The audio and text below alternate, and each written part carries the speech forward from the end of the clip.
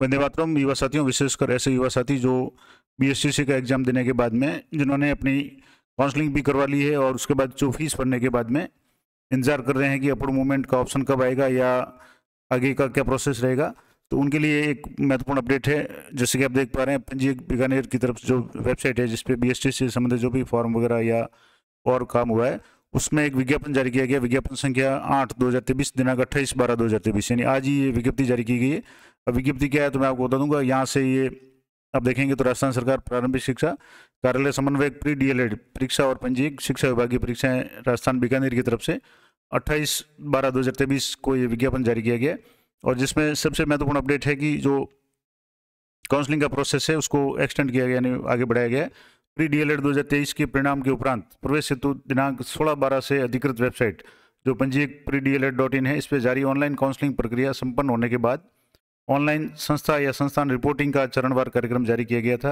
यानी कि पहले भी कार्यक्रम जारी किया गया था जिसमें जो भी डेट वगैरह दी थी उसमें कुछ संशोधन किया गया है सार्वजनिक हित को ध्यान में रखते हुए। जैसा कि मैंने आज ही एक कम्युनिटी टैब में एक पोस्ट की थी जिसमें लगभग काफ़ी हज़ारों की संख्या में पोस्ट हैं अभी वैकेंट रही है, तो इस कारण से ऑनलाइन रिपोर्टिंग का कार्यक्रम है उसको संशोधित किया गया। यानी अभी भी जिन्होंने काउंसलिंग नहीं करवाई है, जिनका कॉलेज अलॉटमेंट हो गया और जिन्होंने फीस जो 13,555 की जो फीस है वो जमा नहीं कराई है, उनके लिए वापस संशोधित कार्यक्रम जारी किया गया है। तो ऑनलाइन काउंसलिंग के चरण है वो किस प्रकार से होंगे, तो शुल्क राशि रुपये 13,555 का जो भुगतान है e Mitra debit card, credit card, net banking के माध्यम से किए जाने का जो भी प्रोसेस है वो 16/12/2023 से 1/1/2024 तक, यानी अभी भी आप 1 तारीख तक अपनी फीस है वो जमा करा सकते हैं अगर अभी तक आपने फीस जमा नहीं कराई है तो। इसके बाद में अभ्यर्थी द्वारा स्वयं के लॉगिन के जरिए आवंटित शिक्षा संस्थान है उसमें प्रवेश के लिए ऑनलाइन दस्तावेज अपलोड करना, ऑनलाइन डॉक्यूमेंट अपलोड करने का जो भी काम है वो भी आप 16/12 से लेकर के 2 तारीख तक कर सकते हैं। यानी फीस आपको 1 तारीख तक जमा करानी और 2 तारीख तक आप उसमें फीस जमा कराने के बाद में जब डॉक्यूमेंट ऑप्शन है अपलोड का, वहाँ जाकर के आप डॉक्यूमेंट अपलोड कर सकते हैं। उसके बाद में अभ्यर्थी द्वारा स्वयं के लॉगिन के जरिए आवंटित अध्यापक शिक्षा संस्थान में रिपोर्टिंग करना, यानी 16/12 से लेकर के 2 तारीख तक आपको फीस भरने के तुरंत बाद आपको डॉक्यूमेंट अपलोड करना है और डॉक्यूमेंट अपलोड करने के बाद में आपको संबंधित जो भी महाविद्यालय बीएड कॉलेज या बीएसटी कॉलेज जो भी आवंटित हुआ है उसमें जाकर के आपको अपनी रिपोर्टिंग करवानी है, डॉक्यूमेंट वेरिफिकेशन करवाना है। और उसके बाद में संस्था द्वारा प्रवेशित छात्राध्यापकों के दस्तावेजों और प्रवेश को अधिकृत पोर्टल पर ऑनलाइन सत्यापन करना, यानी जब आप डॉक्यूमेंट वहाँ जमा करवाएंगे या चेक करवाएंगे, रिपोर्टिंग करवाएंगे, सारा ओके होने के बाद में आपका जो एडमिशन है वो एक तरह से कंफर्म हो जाएगा ऑनलाइन, और वो भी 16/12 से लेकर के 2 तारीख तक हो जाएगा। उसके बाद में संस्था द्वारा प्रमाणीकरण के पश्चात अभ्यर्थियों द्वारा स्वयं के लॉगिन से प्रोविजनल प्रवेश स्लिप प्राप्त करना है, वो भी जैसे आपने वहाँ प्रमाणीकरण कर लिया उसके बाद में स्वयं के लॉगिन से आपको प्रवेश स्लिप मिल जाएगी। वो स्लिप कैसे प्राप्त करनी है वो भी मैं आपको बता दूंगा। उसके बाद में आपको यहाँ से जैसे वो भी कार्यक्रम आपको 16/12 से लेकर के 2/1/2024 तक करना है। उसके बाद में अपवर्ड मूवमेंट के लिए ऑनलाइन सहमति की अंतिम तिथि है 3/1 तक है, यानी सारी प्रक्रिया आप करने के बाद में डॉक्यूमेंट वेरिफिकेशन हो जाए, आपका वहाँ एडमिशन हो जाए, उसके बाद में आप अपवर्ड मूवमेंट के ऑप्शन में भाग ले सकते हैं। अब इसके लिए कुछ और इम्पोर्टेंट बात जो नोट दिया हुआ है वो आप जरूर ध्यान रखें, क्योंकि अपवर्ड मूवमेंट के संबंध में कई लोगों को कन्फ्यूजन होता है। तो पिछले वीडियो में मैंने इसके बारे में विस्तार से बताया था अपवर्ड मूवमेंट के बारे में। तो यहाँ लिखा हुआ है कि उक्त प्रक्रिया के साथ साथ अभ्यर्थियों के लिए दिनांक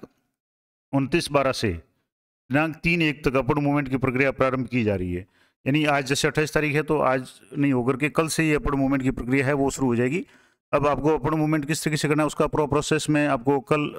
जब भी ये अपडेट हो जाएगा मैं आपको करके लाइव बता दूंगा। उसके बाद में वे अभ्यर्थी जिन्होंने प्रथम चरण में आवंटित संस्था में अपनी रिपोर्टिंग कर दी है,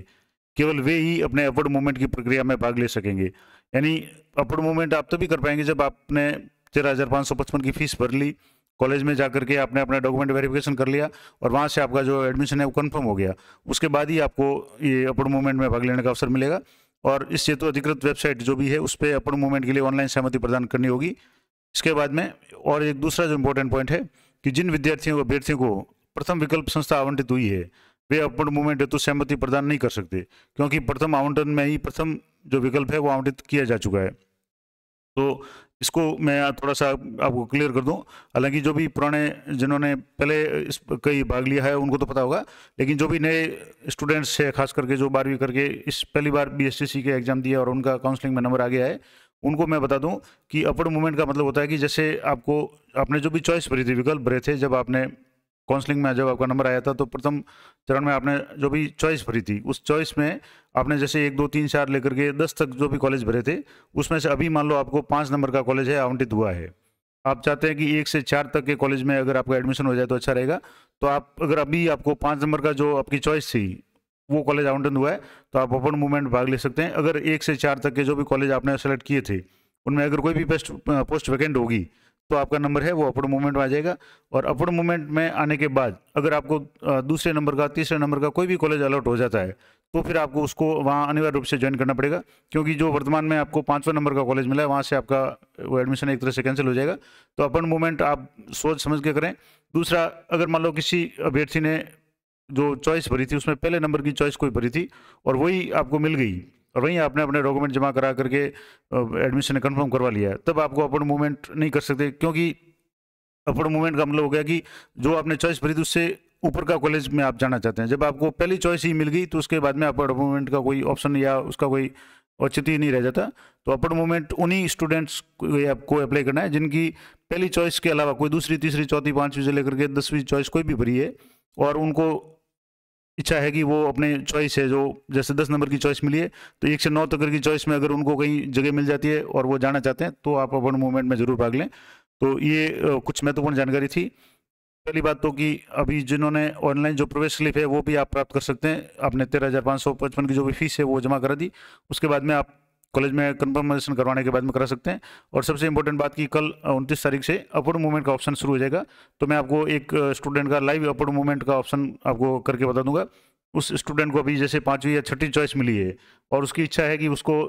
1 से 5 तक की जो भी कॉलेज है उनमें अगर एडमिशन हो जाता है तो अच्छा रहेगा, तो वो अपवर्ड मूवमेंट के लिए अप्लाई कर सकते हैं। सबसे पहले उसको जो भी ये पूरा काम करना है यानी 13,555 की फीस भरने के बाद में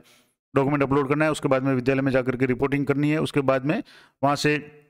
प्रोविजनल स्लिप भी आपको प्राप्त करनी है, स्वयं के लॉगिन से भी आप प्राप्त कर सकते हैं और उसके बाद ही आप अपवर्ड मूवमेंट में भाग ले सकते हैं। तो ये पूरी प्रोसेस रहेगी। मैं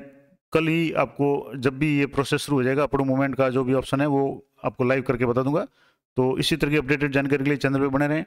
मिलते हैं नेक्स्ट वीडियो में, तब तक जय हिंद, जय भारत।